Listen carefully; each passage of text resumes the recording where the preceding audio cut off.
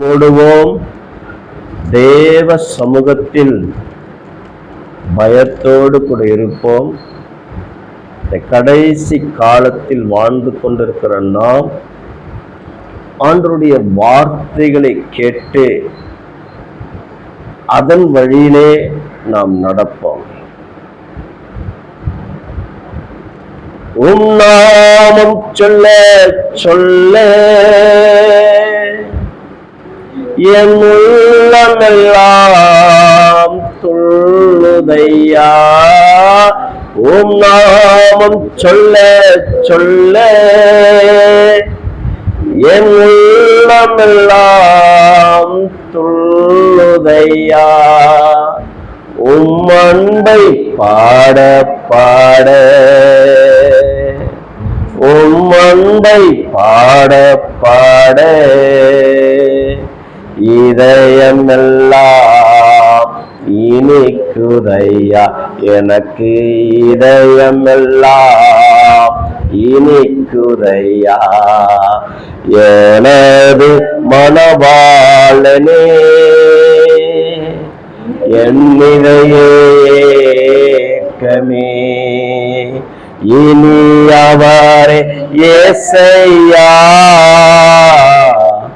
உம்மைத்தான் தேடுகிறேன், நான் உம்மைத்தான் நேசிக்கிறேன்.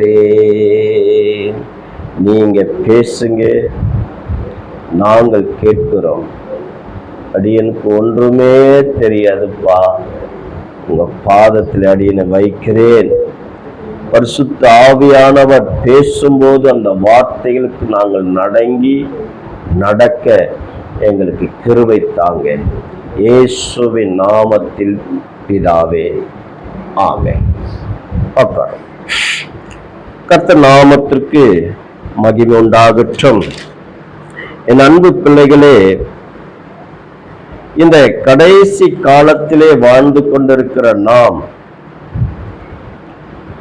ஒவ்வொரு நாளும் தேவ சமூகத்தில் நாம் கிட்டி சேர வேண்டும். தேவ சமூகத்தில் கிட்டி சேர்ந்தால்தான் தேவன் நம்மோடு கூட இருந்து பாதுகாத்து நடத்துவார். ஆதிலே முற்பிதாக்களின் காலத்திலே தேவ சமூகத்திலே கிட்டி சேர்ந்து அவர்கள் தேவனோடு கூட இணைந்து வாழ்ந்து கொண்டு வந்தார்கள். ஆண்டவருடைய வார்த்தைகளை கேட்டு நடந்து கொண்டு வந்தார்கள். சில பேர் தேவ சமூகத்திலே கிட்டி சேராத இஸ்ரவேல் ஜனங்களை வனாந்தரத்திலே கர்த்தர் சங்கரித்து போட்டார். சாப்பிட்டு கொண்டு இருக்கும் போதுவே தேவனுடைய கோபம் அவர்கள் மேல் வந்தது. இன்றைக்கு என் அன்பு பிள்ளைகளே, தேவ சமூகத்தில் காத்து கொண்டு இருந்து அவரை பாடணும், அவரை துதித்தோம், ஆராதனை செய்தோம், சங்கீதத்தை நன்றாக வாசித்து ஆசாப் தேவ சமூகத்திலே எப்படி மன்றாடினாரோ அப்படியாய் நாமும் மன்றாடி இப்போது தேவ வார்த்தைகளுக்காக நாம் கூடியிருக்கிறோம். இந்த வார்த்தைகளின் பிரகாரம் வேதத்தில் பார்க்க போகிற அவர்கள் எப்படி நடந்தார்களோ அதே போல் பாவம் உச்சிக்கு ஏறிவிட்டு இருக்கிற இந்த உலகத்திலே அவருடைய வார்த்தைகளுக்கு நாம் கீழ்ப்படைந்து நடக்கும் போது, அவருடைய சமூகத்திலே காத்து கொண்டிருக்கும் போது கர்த்தருடைய பிரசன்னம் நம்மோடு கூட இருந்து நம்மை வழி நடத்தும். ஒரு ஆமென் சொல்லமா? அல்லேலூயா.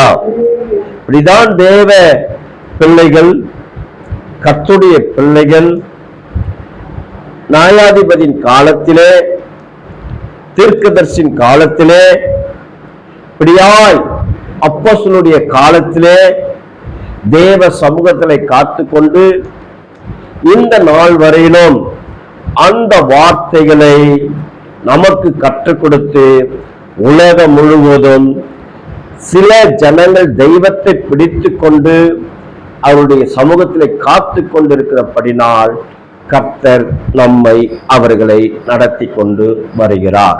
ஆமென் சொல்லமாம். வாசிக்கலாம் 10ஆம் அதிகாரம் அப்போஸ்தலர் 10ஆம் அதிகாரம் பக்கம் 177 33வது வசனத்தை நாம் வாசிப்போம்.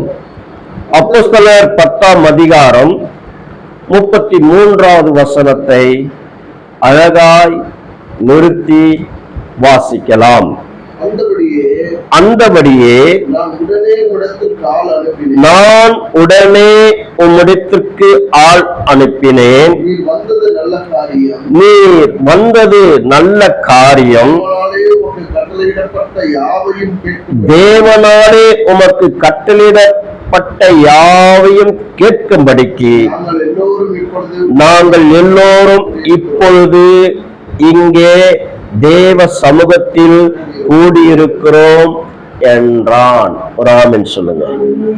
அல்லேலூயா.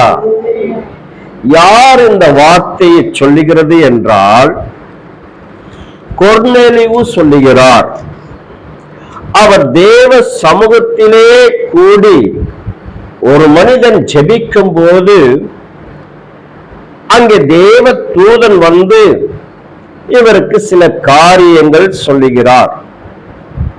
இவர் தேவ சமூகத்திலே கூடி ஜெபிக்கும் போது இவர் மாத்திரமல்ல, இவர் குடும்பத்தையும் இவருடைய உறவினர்களையும் இவர்களுடைய நண்பர்களையும், இவர் யார் என்று சொன்னால் 100க்கு அதிபதி, 100 பேருக்கு ஒரு அதிகாரியா இருக்கிறபடினால் இவர் நிச்சயம் அந்த 100 பேரையும் வர வைத்து தேவ சமூகத்தில் இவர் ஆண்டவரோடு கூட இணைந்து ஜெபித்திருப்பார். ஒரு ஆமென் சொல்லமாம். ஹல்லேலூயா.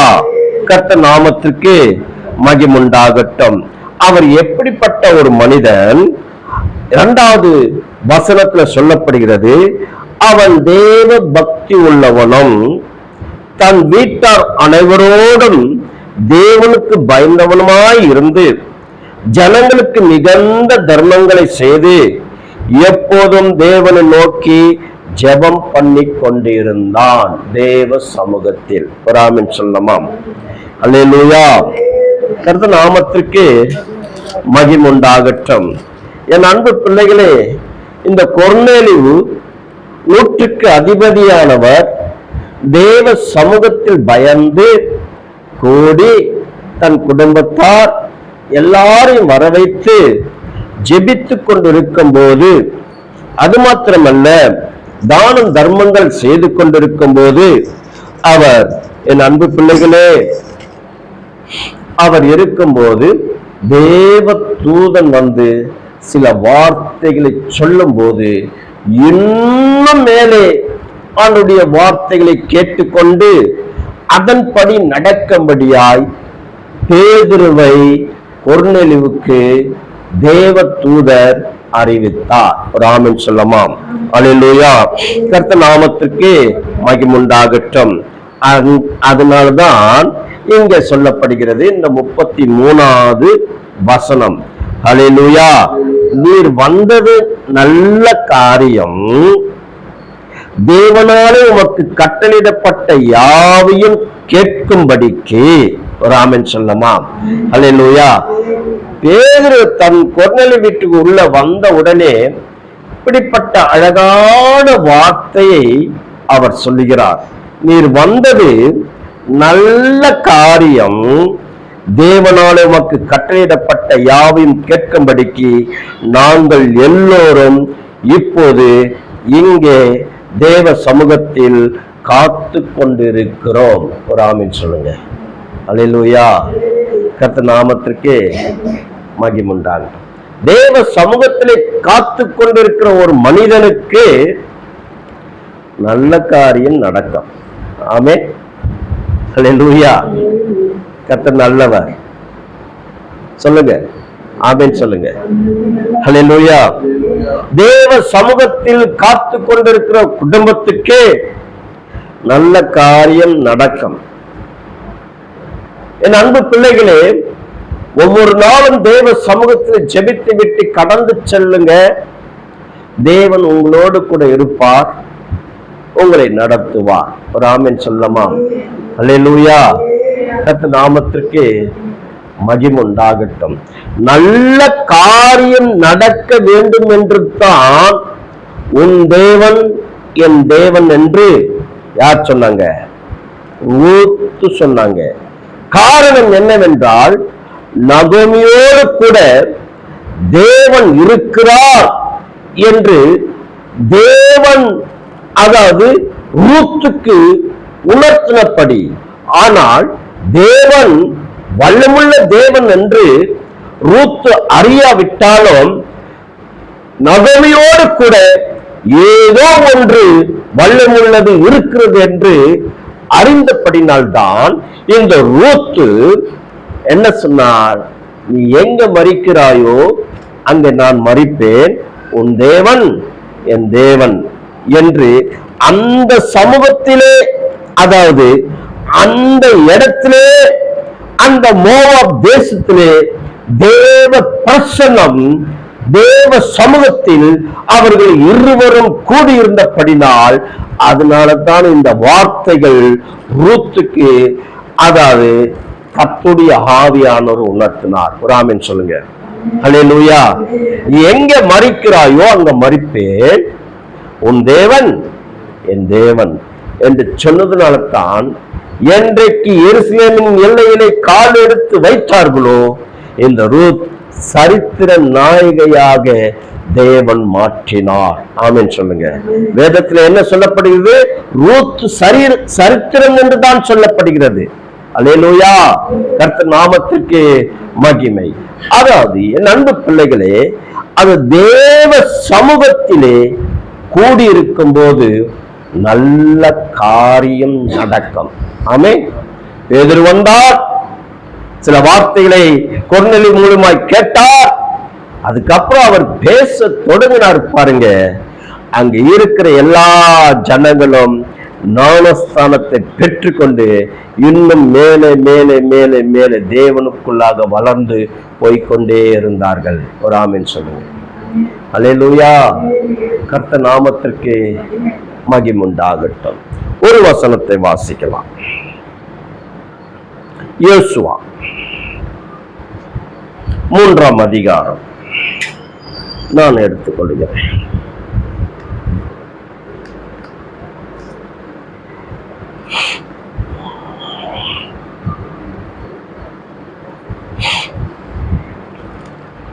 பக்கம் 270,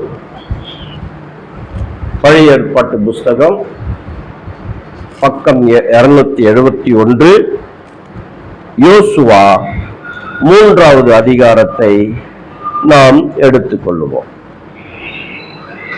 என் அன்பு பிள்ளைகளே, இங்கே என்ன சொல்லப்படுகிறது? இந்த 1ஆவது வசனத்திலே ஒரே வரி மட்டும் வாசிக்கலாம். வாசிக்கலாமா? அதிகாலமே யோசுவா எழுந்திருந்து பின்பு. ஒரு ஆமென் சொல்லுங்க. அல்லேலூயா. அதிகாலமே எழுந்திருந்து பின்பு. அந்த பின்பு என்னத்துக்கு சொல்லுகிறார்? எதற்காக சொல்லுகிறார்? அதிகாலத்திலே எழுந்து அவர் எங்க போயிருப்பார்? என் அன்பு பிள்ளைகளே, இவருக்கு முன்பாக மோசே 40 நாள் சீனாய் மலையிலே இரவும் பகலும் தேவ சமூகத்திலே காத்து கொண்டிருந்தார். அங்கே போய் எல்லா ஊழியக்காரர்களும் சொல்லிக் கொண்டுதான் இருக்கிறார்கள், தேவ சமூகத்திலே காத்து கொண்டிருந்தார், 10 கட்டளையை கொடுத்தார் என்று. 10 கட்டளை கொடுத்தார். சரி, 10 கட்டளை தேவனுக்கு எத்தனை நாள்ல கொடுத்திருப்பார்? எத்தனை நிமிஷத்தில் கொடுத்திருப்பார்? ஒருவேளை அந்த 10 கட்டளையும் ஒரே 5 நிமிஷத்துல கூட எழுதியிருக்கலாம். அதல்ல, தேவ சமூகத்திலே மோசே இரவும் பகலும் உபவாசத்தோடு கூட அவருடைய சமூகத்திலே காத்து கொண்டிருக்கிறார் என்றால், தேவன் ஆபிரகாமை தெரிந்து கொண்டு மோசே சீனாய் மலை மேலே வனாந்தரத்திலே 32 லட்சம் ஜனங்களுக்கு முன்பாக தேவனுடைய வார்த்தைகளை பெற்றுக் கொள்ளும்படியாகவும், எபிரேய பாஷைக்கு எழுத்தில்லாமல் இருந்தபடினால் இந்த எழுத்துக்களை இந்த 40 தினங்களும் மோசே தேவ சமூகத்திலே கற்றுக்கொண்டார். ஒரு ஆமீன் சொல்லுங்க. அல்லேலூயா, அல்லேலூயா. கர்த்தர் நாமத்திற்கு. தேவ சமூகத்துல போய் உபவாசத்தோடு ஜெபித்தார், 10 கட்டளையை வாங்கி கொண்டு வந்தார் என்று எல்லா ஊழியக்காரர்களுக்கும் பேசுவார்கள்.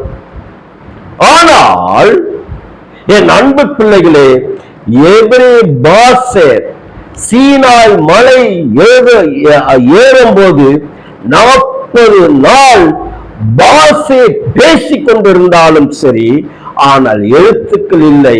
என்றைக்கு 10 கட்டளை கொடுத்து தேவன் அந்த எழுத்துக்களை ஒன்றொன்றாக தேவன் மோசேக்கு கற்றுக் கொடுத்ததுதான் அந்த 40 தினங்கள். ஒரு ஆமென் சொல்லுங்க. அல்லேலூயா. 40 தினங்களும் தேவ சமூகத்தில் நின்று அந்த நல்ல காரியத்துக்காக அந்த எழுத்துக்களை கற்றுக் கொடுத்ததுனாலதான் அதுக்கப்புறம் தான் எழுதினார். ஒரு ஆமென் சொல்லுங்க. அவர் முதல் எழுதின அதிகாரம் எது என்றால் யாத்ராகமம். யாத்ராகத்திலே 1 முதல் ஒரு 11 அதிகார வரையிலும் அவர் எழுதியிருக்கிறார் என்று பார்த்தால், ஏதோ 6ஆம் கிளாஸ் பிள்ளைகள் படித்து எழுதுகிறதை போல எழுதியிருப்பார். ஒரு ஆமென் சொல்லமா. அதுக்கப்புறம் ஆதிகாமத்திலிருந்து கர்த்தருக்கு ஸ்தோத்திரம் உபாக வரையிலும் பார்த்தால், என் அன்பு பிள்ளைகளை, இந்த ஆதியாகமம் 1ஆம் அதிகாரத்திலிருந்து 11வது அதிகார வரையிலும் அவ்வளவும் விஞ்ஞானம் தான் அதிலே காணப்படுகிறது. ஒரு ஆமென் சொல்லுங்க. அல்லேலூயா. கர்த்தர் நாமத்திற்கு மகிமை உண்டாகட்டும்.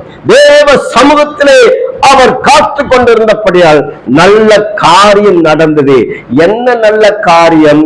எபிரேய ஜனங்களுக்கு எழுத்தில்லாத இருந்தபடினால் தேவன் அந்த 40 தினங்களிலே எழுத்துக்களை கற்றுக் கொடுத்தார். அதுக்கப்புறம் தான் மோசே எழுத ஆரம்பித்தார். ஒரு ஆமென் சொல்லுங்க. அல்லேலூயா. இந்த யோசுவா அதிகாலமே எழுந்து பின்பு எதற்காக இவர் அதிகாலம் எழுந்தார்? ஆமென். அல்லேலூயா. மோசேயுடைய ஊழியத்தை ஜோசுவாவின் கரத்தில் கொடுத்து அவரை அபிஷேகித்து யோர்தான் நதி வரையிலும் கொண்டு வந்துட்டார்.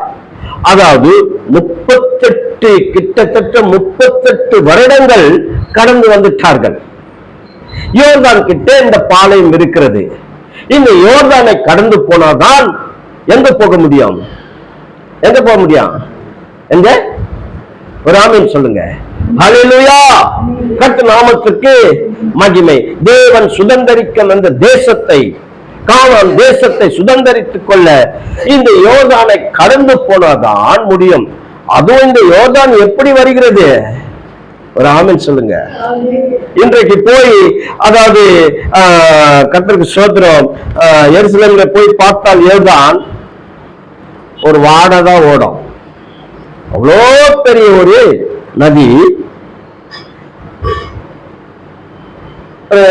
ஒரு கிராமத்துக்கு போனா கர்த்தருக்கு ஸ்தோத்திரம், இந்த பாலாருக்கு போங்கள, செங்கல்பட்டு தாண்டி, கர்த்தருக்கு ஸ்தோத்திரம், செங்கல்பட்டு தாண்டி பாலாருக்கு போனா அந்த பாலாறு தண்ணீர் தாம்பரம் வரைக்கும் வந்திருக்கு. ஒரு காலத்துல அந்த தண்ணீர் குடித்தால் அவ்வளவு ஒரு இனிப்பாக இருக்குமா அந்த பாலாற்று தண்ணி. இப்ப போய் பார்த்தால் சின்ன காவா போல ஓடுகிறது. இன்றைக்கு அப்படிதான் யோர்தான் நதியும் இன்றைய காலத்திலே எருசலேமிலே காவா போலதான் ஓடுகிறது. ஆனால் அன்றைக்கு ஜோசுவாவின் காலத்திலே அப்படி ஓடவில்லை. அதை பார்த்து இஸ்ரவேல் ஜனங்கள் நடுங்குகிறார்கள். ஆசாரியர்கள் உடன்படிக்கை பெட்டியை தூக்குகிறவர்கள் இதை எப்படி கடந்து போவோம் என்று கலங்கிக் கொண்டிருந்தார்கள். என் அன்பு பிள்ளைகளே, லேவியர்கள் பார்த்து இதை எப்படி கடந்து போவோம் என்று பார்த்தார்கள். இதற்காக தான் அதிகாலமே எழுந்து தேவ சமூகத்திலே ஜோசுவா ஆண்டவரை நோக்கி பார்த்தார். ஒரு ஆமென் சொல்லுங்க. என் அன்பு பிள்ளைகளே, நீங்களும் நானும் இன்றைக்கு தேவ சமூகத்திலே ஒவ்வொரு நாளும் கிட்டி சேர்ந்தான் ஆகணும். இந்த ஜோசுவா இஸ்ரவேல் ஜனங்களை அந்த கானானுக்கு கொண்டு போகிறது அவ்வளவு ஒரு காரியம் அல்ல. இன்றைக்கு உண்மையாயிருக்கிற கிறிஸ்தவர்கள் கிறிஸ்தவ ஜனங்களை அந்த பரலோக மகிமைக்கு ஆவிக்குரிய ஜீவத்தில் வழிநடத்தி எப்படி பாடுபட்டு தன் கர்ப்ப வேதனைப்பட்டு இந்த ஜனங்களை ஆயத்தப்படுத்தி தேவ சமூகத்துக்கு கொண்டு போகிறார்களோ, அன்றைக்கு ஜோசுவாவும் அப்படிப்பட்ட பாடுகள் தான் பட்டார். ஆமென் சொல்லுங்க. ஹல்லேலூயா. கர்த்தர் நாமத்திற்கு மகிமுண்டாகட்டும். என் அன்பு பிள்ளைகளே, இந்த யோர்தான் எப்படிப்பட்டதாம்? கர்த்தர் நாமத்திற்கு மகிமை. கரை புரண்டு ஓடுகிற ஒரு வசனம் இருக்கு, அதை பார்ப்பா. கரை புரண்டு ஓடுகிற ஒரு வசனம், அதுலயே மூன்றாவதுலயே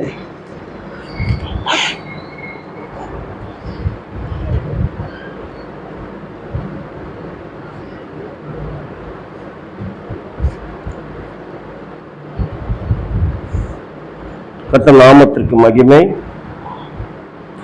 10வது வசனம் வாசிங்க, எப்படி இருக்குன்னு பாருங்க. 13வது வசனம் வாசிங்க. சம்பவிப்பது என்னவென்றால், சர்வ பூமிக்கும் ஆண்டவராகிய கர்த்தரின் பெட்டியை சுமக்குகிற ஆசாரிகள் உள்ளங்கால்கள் யோர்தானின் தண்ணீரில் பட்ட மாத்திரத்தில் மேலிருந்து ஓடி வருகிற யோர்தான் தண்ணீர் ஓடாமல் ஒரு குவிலாக நிற்கும் என்றார். ஒரு ஆமென் சொல்லுங்க. அல்லேலூயா.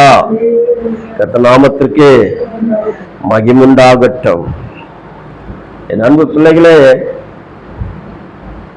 இந்த யூத ஜனங்கள், இஸ்ரவேல் ஜனங்கள் எப்படி இருப்பார்கள் என்றால் 7 அடிக்கு மேலதான் இருப்பார்கள்.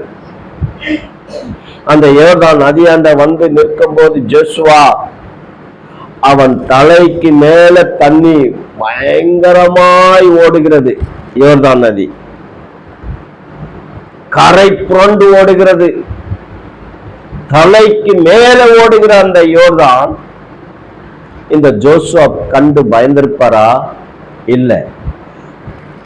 ஆகையால் அதிகாலமே எழுந்து தேவ சமூகத்திலே காத்து கொண்டிருந்த பிறகுதான் பின்பு என்று சொல்லப்படுகிற கீழ வார்த்தைகள். ஒரு ஆமென் சொல்லுங்க. ஹல்லேலூயா. அவர் சொல்லுகிறார், நீங்க எழுந்து பெட்டி எடுத்துக்கொண்டு உங்க பாதம் அந்த தண்ணீர் பட்ட உடனே கரை புரண்டு ஓடுகிற அந்த யோர்தான் 2ஆக பிளந்தது. ஒரு ஆமென் சொல்லுங்க. ஹல்லேலூயா. கர்த்தர் நாமத்திற்கு மகிமுண்டாகட்டும். 2ஆக பிளந்தது. 2ஆக பிளந்த உடனே அவர்கள் யோர்தானை கடக்கிறார்கள். இந்த ஆசாரிகள் பெட்டியை சுமந்து கொண்டு நடு மையத்திலே, யோர்தான் அந்த நடு மையத்திலே நின்று கொண்டு பெட்டியை சுமந்து கொண்டு இருக்கிறபடினால் எல்லா ஜனங்களும் அந்த யோர்தானை கடந்து போகிற வரைக்கும் அந்த பெட்டியை சுமந்து கொண்டிருந்தார்கள். ஒரு ஆமென் சொல்லுங்க. அல்லேலூயா. பெட்டி என்ன சாதாரண பெட்டி இல்லை. அல்லேலூயா. உடன்படிக்கை பெட்டி 2வது 3வது வாரத்துல பார்ப்போம் அந்த பெட்டியை குறித்து. அந்த உடன்படிக்கை பெட்டியில என்ன இருக்கிறது? 10 கட்டளை இருக்கிறது. அந்த உடன்படிக்கையில என்ன இருக்கிறது? ஆரோனுடைய துளித்த கோல்கள் இருக்கிறது. அந்த உடன்படிக்கை பெட்டியில என்ன இருக்கிறது? மன்னா இருக்கிறது. ஹல்லேலூயா. கர்த்தர் நாமத்திற்கு மகிமை. அதுதான் அந்த உடன்படிக்கை பெட்டிதான் ஆசாரிப்பு கூடாரத்திலே மகா பரிசுத்த ஸ்தலத்திலே இந்த உடன்படிக்கை பெட்டி இருக்கிறது. ஒரு ஆமென் சொல்லுங்க. அல்லேலூயா. கர்த்தர் நாமத்திற்கு மகிமை. இந்த உடன்படிக்கை பெட்டியை தூக்கி கொண்டுதான் நடு மையத்தில் நின்று கொண்டிருக்கும் போது ஒரு டிராப் தண்ணி கூட இஸ்ரவேல் ஜனங்கள் கிட்ட வரவில்லை. ஒரு ஆமென் சொல்லுங்க. காரணம் என்ன? அதிகாலையிலே தேவ சமூகத்திலே காத்து கொண்டு இருந்தபடினால் இன்றைக்கு நீங்களும் நானும் தேவ சமூகத்திலே உன் ஆவிக்குரிய ஜீவத்துக்கு காத்து கொண்டுதான் இருக்கணும். இல்லைன்னா பிசாசானன் கெடுத்து நாசம் பண்ணிடுவான். அதனால்தான் கொர்நேலியு தேவ சமூகத்திலே அதாவது ஒவ்வொரு நாளும் தன் குடும்பத்துக்காக காத்து கொண்டிருந்தார். என் பிள்ளைகள் 10 பிள்ளைகள் பாவம் செய்துட்டு இருப்பார்களோ என்று யோபு நினைத்து 10 பிள்ளைகளை வர வைத்து தேவ சமூகத்தில் பலியை செலுத்தி விட்டு பிள்ளைகளை பரிசுத்தப்படுத்தினார் யோபு. எந்த காலத்துல? ஆபிரகாம் பிறக்காத காலத்திலேயே. ஒரு ஆமென் சொல்லுங்க. அல்லேலூயா.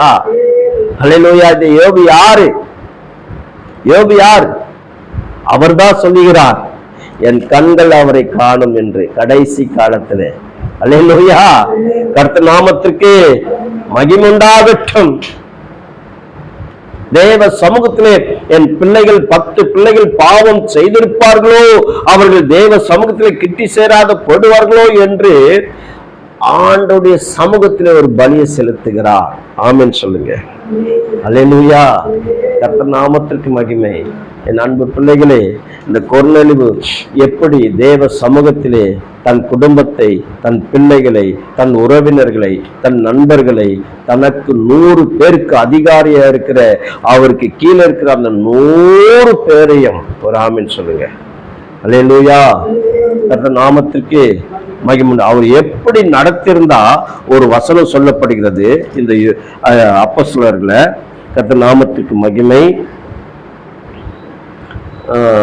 எப்படி அவர் அந்த 100 பேரை எப்படி வழிநடத்திருந்தா அவர் பேதுருக்கிட்ட ஒரு மனிதன் அனுப்புறார். 7வது வசனம் வாசிங்க. அப்போஸ்தலர் 10:7.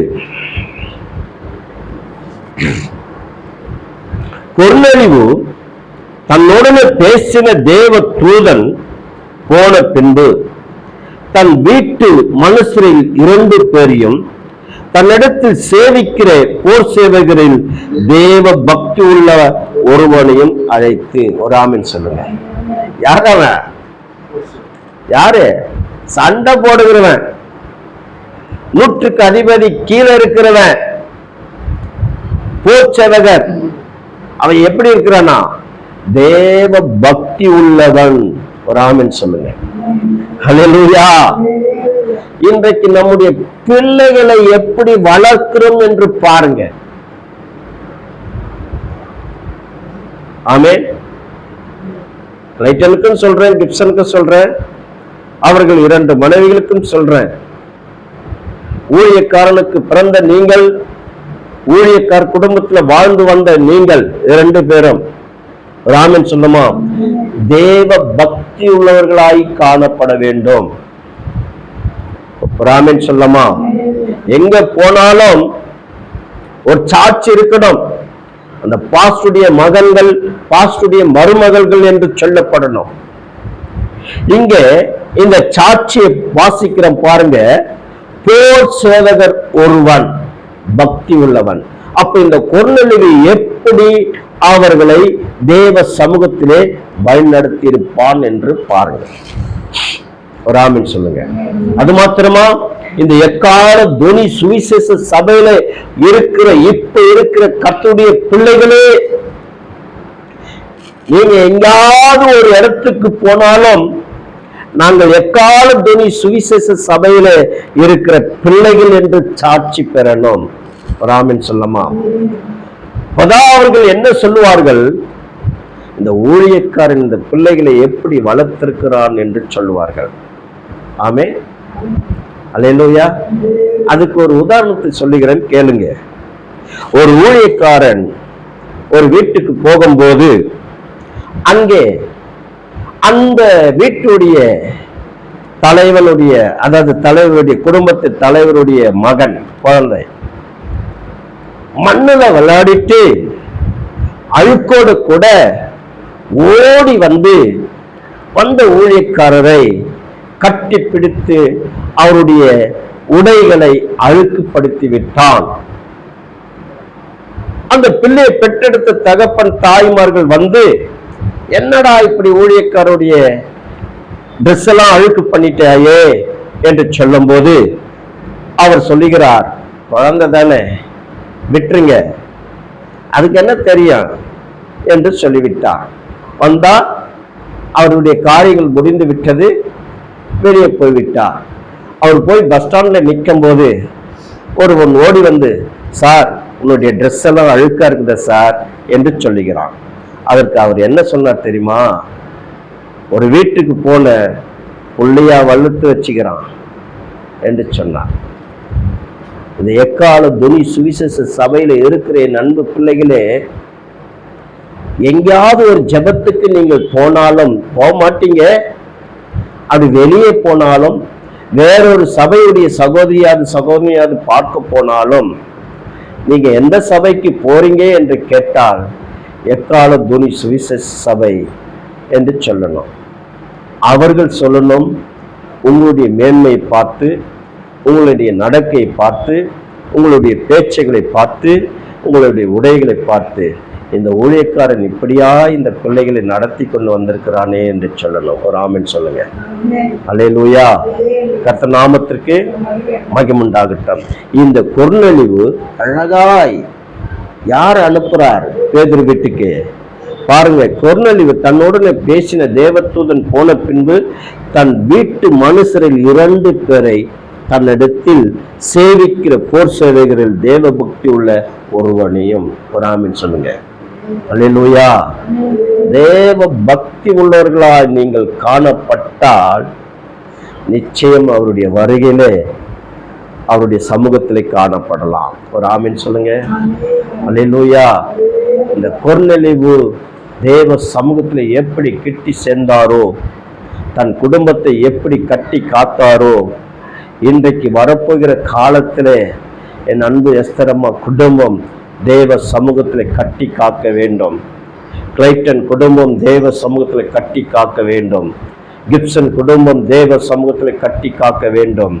சாரலம்மா குடும்பத்திலே அவர்கள் பெற்றெடுத்த பிள்ளைகள் ஏராளமாக இருக்கிறது விக்கிரகத்திலே. அவர்களை எப்படியாவது தேவ சமூகத்திலே கொண்டு வரணும். ஆமென் சொல்லுமா. அல்லேலூயா. கர்த்தர் நாமத்திற்கு மகிமை உண்டாகட்டும். இந்த கொர்நேலியு யாரா இருப்பாரு? யூதனா, இஸ்ரவேலரா? இல்ல, போர் சேவகருக்கு தலைவன். போர் சேவகர் எங்க இருந்திருப்பாங்க? ரோம் அரசாங்கத்துல தான் அந்த காலத்தில் இருந்திருப்பார்கள். ஒரு ஆமென் சொல்லமா. 100க்கு அதிபதினா யாரு?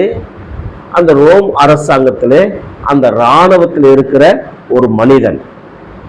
அவர்தான் இங்கே தெய்வத்தோடு கூட இணைந்து ஜெபித்து தான தர்மங்கள் பண்ணி இப்படிப்பட்ட தேவ சமூகத்தில் நல்ல காரியம் நடக்க வேண்டும் என்று ஜெபித்து கொண்டிருக்கும் போது பேதுருவை வர வைத்து தன் குடும்பத்தார் அனைவரையும் அவர்கள் ஞானஸ்தானத்தை பெற்றுக் கொண்டார்கள். ஒரு ஆமென் சொல்லுங்க. அல்லேலூயா. இன்னொரு பாயிண்ட் எடுத்து வச்சிருந்த இருக்கிற கிதியோனை குறித்து நேரம் அதிகமாகிவிட்டது. அடுத்த முறை பார்ப்போம்.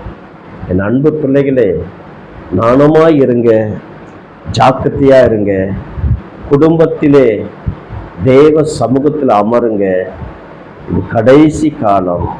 அல்லேலூயா. கர்த்தர் நாமத்திற்கு மகிமை. கிளைட்டனும் அவருடைய மனைவி அபர்ணாவும் பெற்றெடுக்கிற அந்த பிள்ளை தேவ சமூகத்திலே வளர்க்க வேண்டும். ஆமென் சொல்லுங்க. அல்லேலூயா. கடைசி காலம். நாம் எப்படியோ இருந்தோம், எப்படியோ வாழ்ந்தோம், ஆண்டோடைய சமூகத்தில் உண்மையா இருந்து அவர் வருகை மட்டும் யோபு எப்படி தன் பிள்ளைகளை எங்க பாவம் செய்துட்டு இருப்பார்களோ என்று வர வைத்து அவர்களுக்காக ஒரு பலி செலுத்தி பரிசுத்தப்படுத்தினாரோ, அதுபோல் ஒவ்வொரு நாளும் தேவ சமூகத்தில் தன்னை சுத்திகரிக்க வேண்டும். ஆமீன் சொல்லுங்க. அல்லேலூயா, அல்லேலூயா. யோசுவா எப்படி அதிகாலமே எழுந்து தேவ சமூகத்தில் கிட்டி சேர்ந்து, என் அன்பு பிள்ளைகளை, யோர்தானை இரண்டாக பிளந்து கானானுக்கு எப்படி கொண்டு போனாரோ, என் அன்பு பிள்ளைகளே, இஸ்ரவேல் ஜனங்களுக்கும் டோட்டலா இருக்கிற 40 நாள் இரவும் பகலும் மோசே தேவ சமூகத்தில் காத்து கொண்டிருந்து அந்த எபிரேய எழுத்துக்களை எப்படி கற்றுக்கொண்டாரோ, ஒரு ஆமீன் சொல்லுங்க. இன்றைக்கு நீங்கள் நானும் தேவ சமூகத்தில் உண்மையாய் காணப்பட்டு ஜெபித்து தன் பிள்ளைகளுடைய எதிர்காலத்துக்காக ஜெபிக்கும் போது கர்த்தருடைய ஆவியானவர் உங்களை நடத்துவார். ஆமே, ஆமே. கர்த்தர் இந்த வார்த்தைகளை ஆசீர்வதிப்பாராக. ஆமே.